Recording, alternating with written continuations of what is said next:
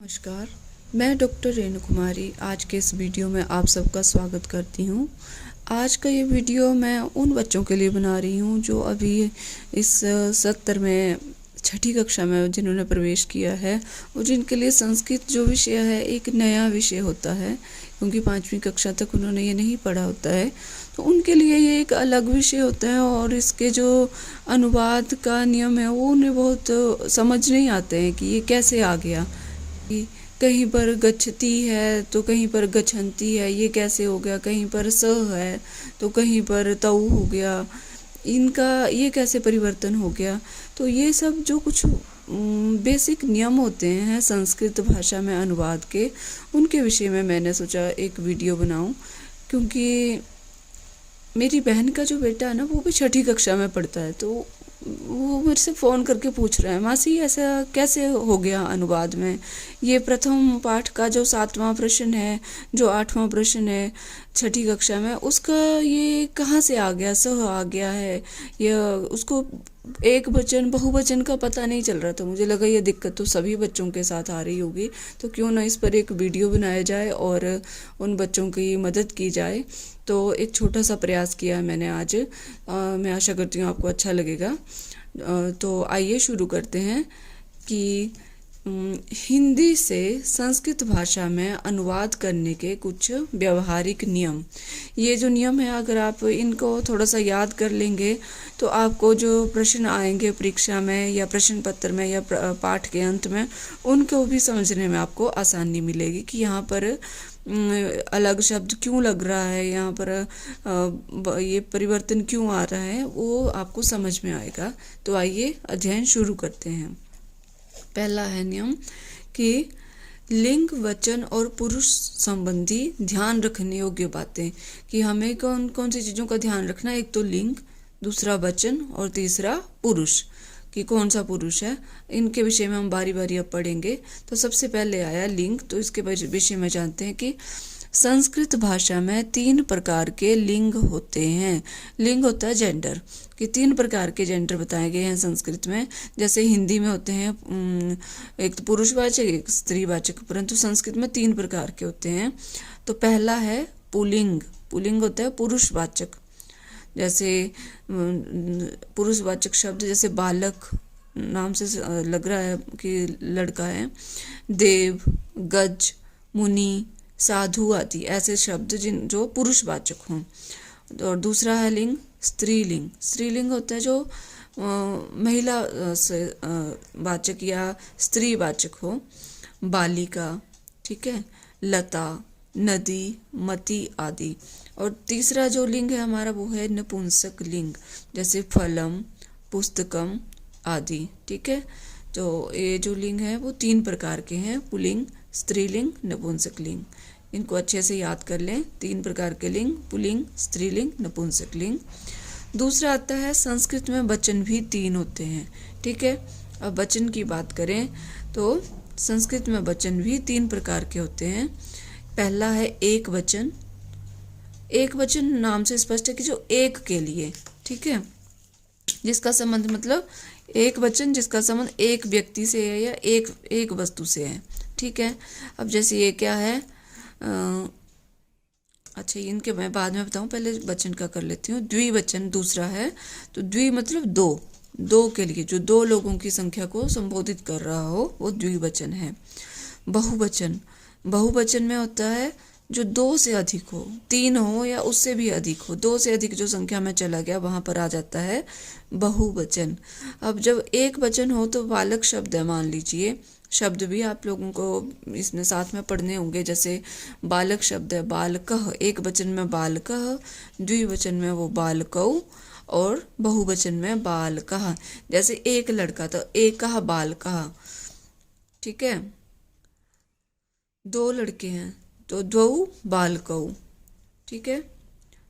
और बहुत सारे लड़के हैं तो बालकः, ठीक है। इस तरह से इनका प्रयोग होता है।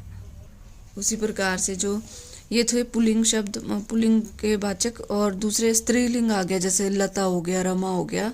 तो लता आएगा एक वचन में, द्विवचन में हो जाएगा लते, 2 लते, और बहुवचन में लताः, लताः, ये हो गया, ठीक है। लता, लते, लताः, एक वचन, द्विवचन, बहुवचन। और नपुंसकलिंग की बात करें तो इसमें आएगा फल शब्द, फलम, एक वचन में लिखेंगे फलम, फले और फलानी, फलम, फले, फलानी, ये है हमारा बहुवचन फलानी। और नपुंसकलिंग में एक वचन में फलम, द्विवचन फले, बहुवचन में फलानी। तो ये है हमारे संस्कृत में 3 प्रकार के वचन, और इनमें कैसे हैं ये एक वचन, द्विवचन, बहुवचन, उसके विषय में हमने जाना है। अगला जो नियम है वो है संस्कृत में भी क्या होते हैं, हिंदी एवं अंग्रेजी की तरह 3 पुरुष होते हैं, ठीक है। तीसरा हमने पढ़ा है पुरुष के विषय में जानना है। पहले हमने जाना लिंग के विषय में, फिर वचन, और अब आया पुरुष। कि पुरुष जो हैं वो 3 प्रकार के होते हैं संस्कृत में। पहला है प्रथम पुरुष, दूसरा मध्यम पुरुष, तीसरा उत्तम पुरुष। प्रथम पुरुष होता है जो 3rd पर्सन होता है, 3rd पर्सन, जो इंग्लिश में जिसे 3rd पर्सन कहते हैं। मध्यम पुरुष जो 2nd पर्सन होता है, और उत्तम पुरुष वो होता है 1st पर्सन, ठीक है। ये ध्यान रखना है, प्रथम पुरुष, मध्यम पुरुष, उत्तम पुरुष। और प्रथम पुरुष मतलब प्रथम है तो इसका मतलब ये नहीं कि फर्स्ट है, ये 3rd पर्सन है। मध्यम 2nd पर्सन, उत्तम 1st पर्सन। अब नीचे मैंने एक तालिका बनाई है, उसको देखें और उसके आधार पर इनको समझने की कोशिश करें, ठीक है। यहाँ पर पुरुष भी आ गया, यहाँ पर वचन भी आ रहा है, और यहाँ पर जो पुरुष है जो लिंग से संबंधित हैं, इसमें हमारे जो हमने अब तक पढ़ा लिंग, वचन और पुरुष, वो सब आ रहा है, ठीक है, इस तालिका के माध्यम से। तो आइए पढ़ते हैं। सबसे पहले तो हम लिखेंगे साइड में प्रथम पुरुष, ठीक है, ऐसे लिखना, और थोड़ी जगह छोड़ के नीचे लिखना मध्यम पुरुष, ठीक है, और उत्तम पुरुष। ये तालिका जरूर बना लें, इसको नोट अवश्य कर लें अपने व्याकरण के लिए। एक बार नोट करके आप इसे अगर देखेंगे, जब भी आपको लगे कि मुझे नियम याद नहीं हो रहा है, कुछ भूल रहा है, तो इसको फिर से खोल के देखें, आपको याद हो जाएगा और समझ भी आएगा। जब भी आप ट्रांसलेशन करने बैठें, अनुवाद करने बैठें, तो ये नियम सामने खोल के रखें, फिर आप शुरू में आपको आसानी हो जाएगी कि यहाँ पे परिवर्तन होना कहाँ आएगा, पुल्लिंग है तो कौन सा शब्द लगेगा, स्त्रीलिंग है तो कौन से इसमें वचन है, इसमें कौन सा रूप बनता है, तो वो सब आपको क्लियर हो जाएगा। फिर धीरे धीरे जब आपको याद हो जाएगा तो आपको इन नियम को सामने रखने की ज़रूरत नहीं पड़ेगी। आगे हमने पढ़ा प्रथम पुरुष, मध्यम पुरुष, उत्तम पुरुष। अब ऊपर लिखेंगे एक वचन, द्विवचन, बहुवचन, ठीक है, बहुवचन हो गया। अब आता है हमारा, हमने जो लिखना है, जैसे 3rd पर्सन के विषय में लिखते हैं। फर्स्ट इसमें 3rd पर्सन में आ जाए सर्वनाम, जो नाम को सूचित ना कर रहे हैं, उनके स्थान पर, संज्ञा के स्थान पर कौन से शब्द प्रयुक्त होते हैं, सर्वनाम, उनके विषय में बता रहे हैं हम। ये हैं वो 3rd पर्सन मतलब प्रथम पुरुष।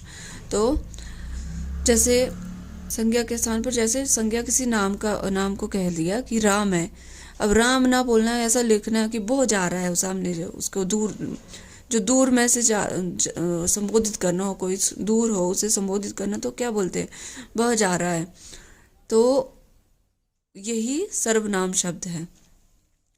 तो जैसे पुल्लिंग में सर्वनाम शब्द की बात करें तो सर्वनाम शब्द कैसे चलते हैं, तद शब्द है पुल्लिंग शब्द में, जैसे ये है, तो इसमें पुल्लिंग शब्द तद का अलग चलेगा पुल्लिंग रूप, सह, तौ, ते। स होता है एक के लिए, तौ 2 के लिए, ते बहुवचन के लिए।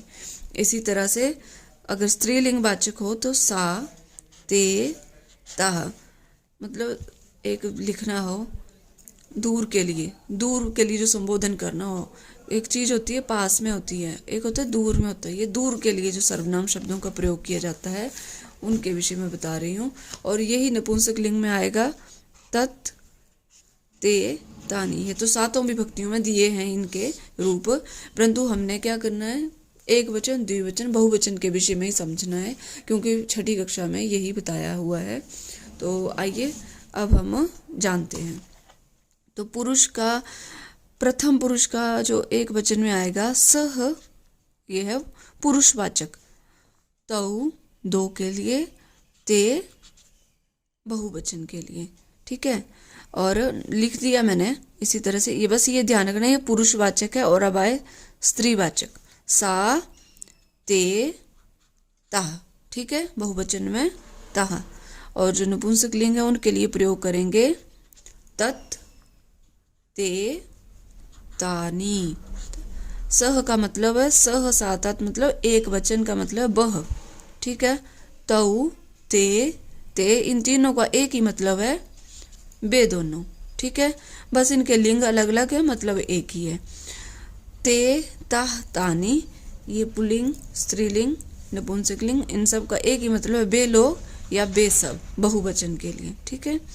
इनके अर्थ है ये हिंदी में। मध्यम पुरुष में आता है तुम, ठीक है, त्वम, द्विवचन में युवाम, बहुवचन में यूयम। त्वम, युवाम, यूयम। त्वम का मतलब तुम, युवाम तुम दोनों, यूयम तुम लोग या तुम सब, ठीक है।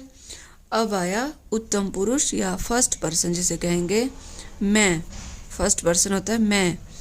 अहम एक वचन में, आवाम द्विवचन में, वयम बहुवचन में, ठीक है। अहम का मतलब है मैं, आवाम हम दोनों, वयम हम लोग या हम सब। ये है, इस तालिका को एक बार लिख लेना है और अच्छे से इसको याद करना है ताकि कभी भूले ना, क्योंकि ये जो संस्कृत भाषा है ये नियम आप जब तक संस्कृत पढ़ेंगे ये कभी नियम बदलेंगे नहीं, यही रहेंगे। तो एक बार ढंग से याद कर लिए तो 7वीं कक्षा में भी काम आएगा, 8वीं में भी। यदि आपको ऑप्शनल नहीं है, आपने 10वीं कक्षा तक पढ़ना है तो आप 10वीं तक ये काम आएगा। आगे आप +2 में, +1 से लेके +2 ग्रेजुएशन में कोई भी आगे चले जाओ, ये नियम यही रहेंगे, तो इनको याद करना है। अगला नियम है कर्ता एवं क्रिया संबंधी ध्यान देने योग्य बातें। कि कर्ता कौन होता है, जो कार्य को करता है, और क्रिया वो कौन सा काम कर रहा है। क्रियाएं हो गई कि खा रहा है, पढ़ रहा है, लिख रहा है, सो रहा है, चल रहा है, बैठ रहा है, तो ये सारी क्रियाएं हैं। तो वो उन संबंधी ध्यान देने योग्य बातें कौन कौन सी हैं, जैसे कर्ता कारक का चिन्ह। कारक कितने हमारे, ये आपको पता होना चाहिए कि 6 हैं। उनमें से पहले तो कर्ता, कर्म, करण, संप्रदान, अपादान, संबंध को हटा दिया है, अधिकरण और संबोधन। संबोधन और प्रथमा एक ही जैसे हैं तो इनको नहीं गिनते हैं संबोधन को, और ऐसे तो 8 हैं परंतु 6 है, अब व्यवहारिक जो है वो 6 हैं। कर्ता कारक का चिन्ह न है, ठीक है। न, कर्ता न मतलब कौन काम कर रहा है, करने वाला कौन है, कर्ता। और कर्ता ही क्रिया का संपादन करता है, जो काम को करने वाला होता है वो कर्ता ही होता है। और कर्ता कारक में सामान्य रूप से प्रथमा विभक्ति लगती है, ठीक है।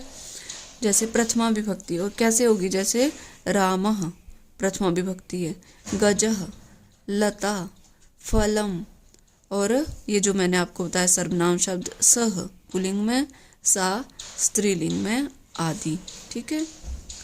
तो आइए अब आगे जानते हैं कि कर्ता कारक जिस लिंग, वचन और पुरुष में हो उसी पुरुष और वचन की क्रिया लगानी चाहिए। कि कर्ता कारक जिस लिंग, वचन और पुरुष में हो उसी पुरुष और वचन की क्रिया लगानी चाहिए। जैसे कर्ता प्रथमा में है तो क्रिया में भी कौन सी क्रिया लगेगी, तो क्रिया भी उसी पुरुष और वचन की लगानी चाहिए, ठीक है। कि एक वचन में करता तो ऐसा नहीं कि क्रिया वो द्विवचन या बहुवचन की लगा दी, ऐसा नहीं करना है, ठीक है। यह अनुवाद के सामान्य नियम हैं, ठीक है। आइए अगला नियम है कि लट लकार की क्रिया और कर्ता का मेल। अब हम ना वर्तमान काल के आधार पर समझने की कोशिश करेंगे कैसे, ये जो हमने ये बताया इसको अब हम उदाहरण के तौर पर समझेंगे, उदाहरण के साथ, ठीक है। तो जैसे लट लकार का मतलब है वर्तमान काल, टेंस की बात हो रही है यहाँ पर, कि जो हमारे लकार है वर्तमान काल उसको संस्कृत में कहते हैं लट लकार, लट लकार। ठीक है। और अब इसके माध्यम से हम अनुवाद को समझने की कोशिश करेंगे कि कैसे कर्ता जो जिस कारक और लिंग, उसी के अनुसार हमने लिंग और वचन का प्रयोग करना है। ठीक है, ऐसे लिख लिया हमने प्रथम पुरुष, मध्यम पुरुष, उत्तम पुरुष, और ऊपर लिख लेंगे एक वचन, द्विवचन, बहुवचन। आइए प्रथम पुरुष के विषय में जानते हैं। प्रथम पुरुष में लट लकार में लगता है ती, द्विवचन में तह और अंति, इसको अंति पढ़ेंगे या अ लगा सकते हैं आप, अंति। ठीक है, बहुवचन में। अब ये हमने कैसे जोड़ने हैं, धातु के साथ। जो क्रिया है, जो धातु है, उस क्रिया के साथ हमने कैसे जोड़ने हैं। अब गच्छ है, गच्छ का मतलब है जाना, उसके साथ हमने जब एक वचन में इसे जोड़ेंगे तो क्या बनेगा, तो बनेगा गच्छ जमा ती, बन गया गच्छति, जुड़ गया ना ये। ठीक है, ये प्रत्यय होते हैं। और द्विवचन में गच्छ जमा तह, गच्छतः बन गया। और जब अंति में गच्छ धातु जोड़ेंगे तो गच्छन्ति। ठीक है, इसी प्रकार से मध्यम पुरुष में कौन सा लगा है, सी। ठीक है, सी। तो गच्छ धातु में जब सी जुड़ा तो बन गया गच्छसी। और गच्छ जाने क्रिया में ही धातु में थ जुड़ा तो गच्छथः। गच्छ के साथ जब थ जुड़ा तो गच्छत। ठीक है, उत्तम पुरुष में है आमी, आवह, आमह, एक वचन, द्विवचन, बहुवचन। गच्छ के साथ जब आमी जुड़ा तो क्या बन गया रूप, गच्छामी। गच्छ के साथ जब आवह जुड़ा, गच्छावह। गच्छ के साथ जब आमह जुड़ा, गच्छामः। ठीक है, ये हमने सीख लिया कि लट लकार को धातुओं के साथ कैसे जोड़ना है। आइए वाक्य बना के इन्हें समझते हैं कि कैसे इनका प्रयोग हुआ।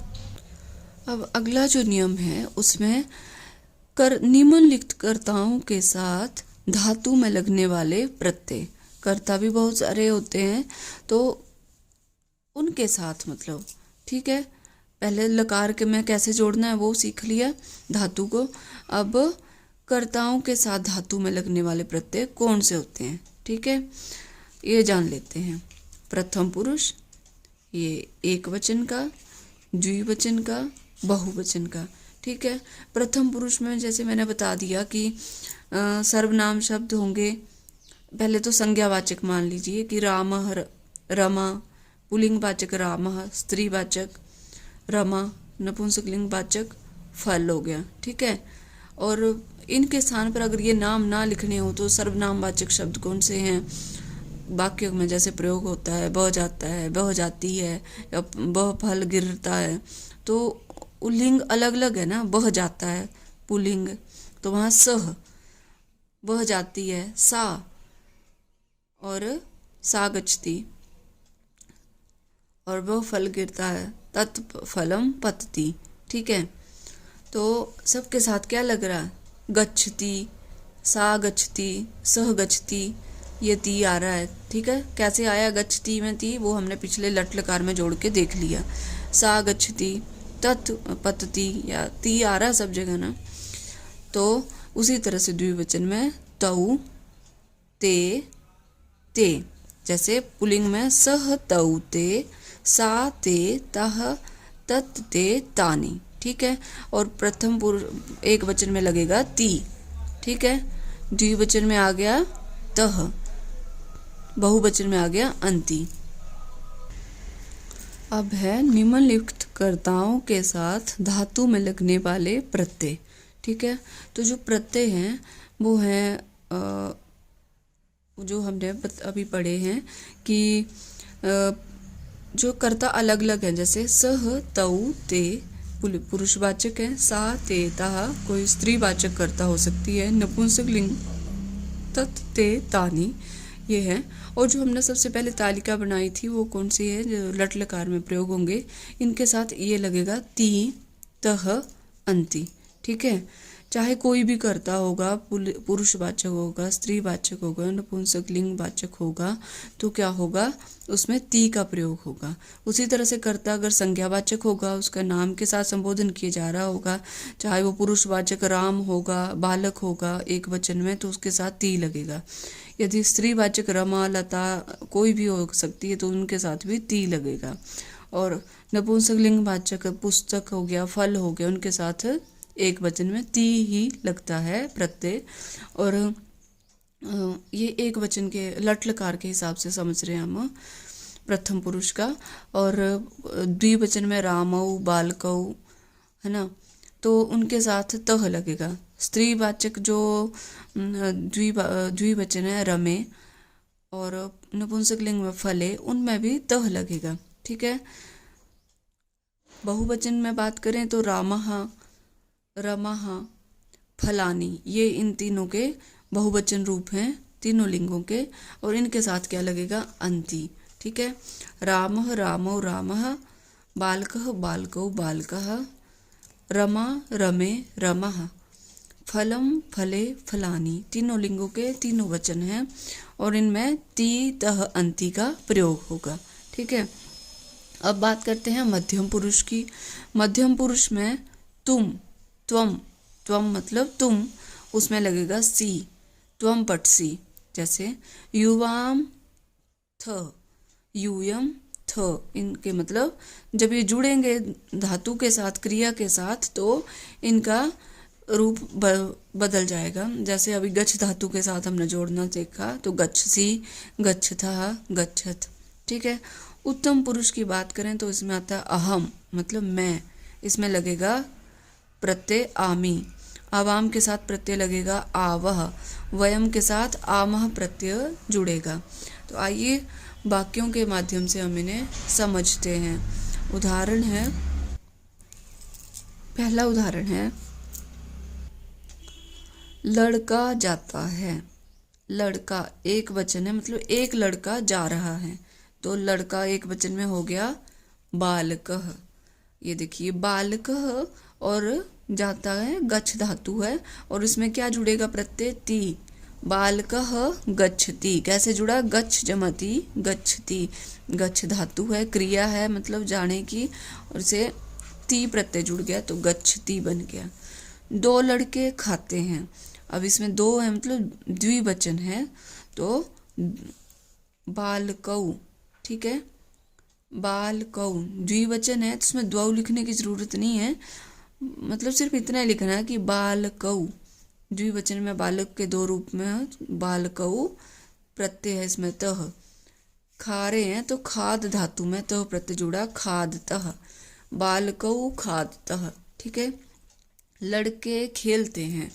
लड़के हैं, अब लड़के नाम से कि एक नहीं है, दो भी नहीं, बहुत ज़्यादा है, बहुवचन है, तो बहुवचन में क्या बनता है, बालकः, ये रूप है। बालकः क्रीड धातु है, मतलब खेलने को क्रीड कहते हैं, और इसमें प्रत्यय जुड़ेगा अंति, ये प्रत्यय जुड़ेगा अंति, तो क्रीड जमांति क्रीडंती, ये है बालकौ क्रीडंती।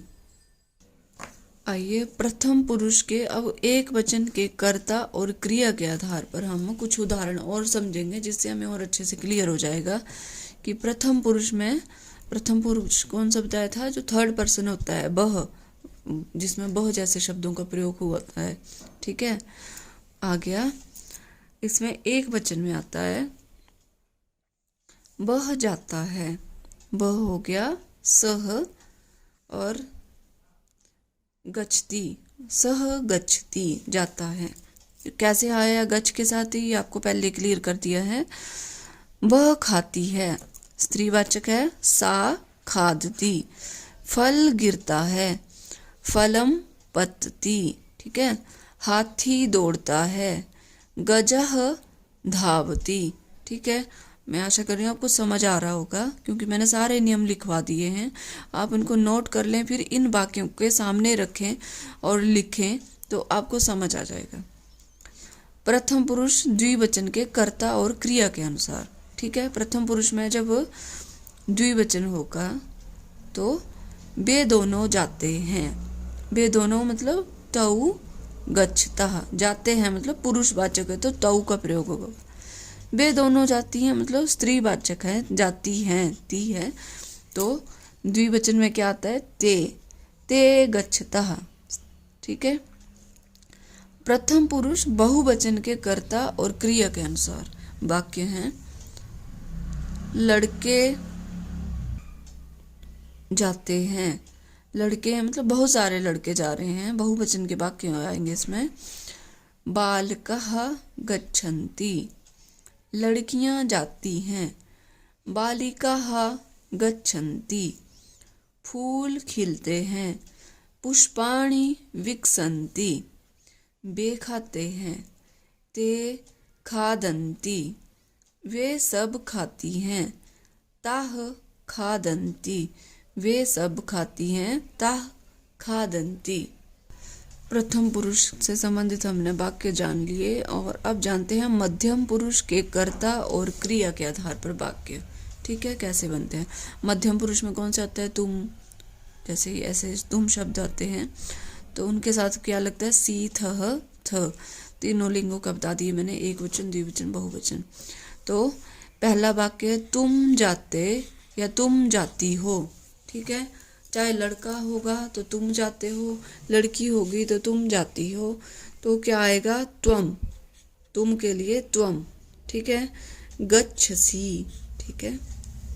तुम दोनों आते हो या तुम दोनों आती हो, तो क्या लिखेंगे, युवाम आगच्छतः, तुम दोनों आते हो या तुम दोनों आती हो, युवाम आगच्छतः। तीसरा है तुम लोग पढ़ते या तुम लोग पढ़ती हो, तुम लोग पढ़ते हो या तुम लोग पढ़ती हो, तो क्या होगा, मतलब तुम लोग मतलब तुम सब बहुत ज़्यादा हैं। यूयम पठत, तुम सब पढ़ते हो या तुम सब पढ़ती हो, यूयम पठत। ठीक है। तीसरा जो अंतिम नियम है कि उत्तम पुरुष के कर्ता एवं क्रिया, नियम हमने पहले पढ़ लिए, अब उनको हम अच्छे से समझ रहे हैं उदाहरणों के माध्यम से कि उत्तम पुरुष के जो कर्ता होंगे और क्रिया उनमें कैसी लगेगी। तो जैसे उत्तम पुरुष में आता है मैं के लिए होता है या हम के लिए, मैं जाता हूँ या मैं जाती हूँ। अगर ऐसा वाक्य होगा तो अहम गच्छामि। ठीक है। हम दोनों खाते हैं या हम दोनों खाती हैं, कुछ भी हो सकता है वाक्य। आवाम खादावह, खाद धातु के साथ लग गया क्रिया, इसमें प्रत्यय। हम लोग रहते हैं या हम लोग रहती हैं, बहुवचन है। वयम निवसामः, वयम निवसामः। तो ये हैं प्रथम पुरुष से संबंधित उत्तम पुरुष से संबंधित कर्ता एवं क्रिया। इसमें हमने कर्ता के साथ धातु में कौन से प्रत्यय लगते हैं वो भी जाना, कैसे लगते हैं वो भी जाना, लट लकार में कौन सी क्रियाएं होती हैं या कौन से तीन पुरुष हैं, तालिका के माध्यम से भी हमने जाना। तो मैं आशा करती हूँ आपको ये वीडियो अवश्य पसंद आएगा। जो लोग नए जुड़े हैं और इस वीडियो को देख रहे हैं, कृपया मेरे चैनल को सब्सक्राइब करना ना भूलें। तो मिलते हैं अगले वीडियो में, तब तक के लिए धन्यवाद।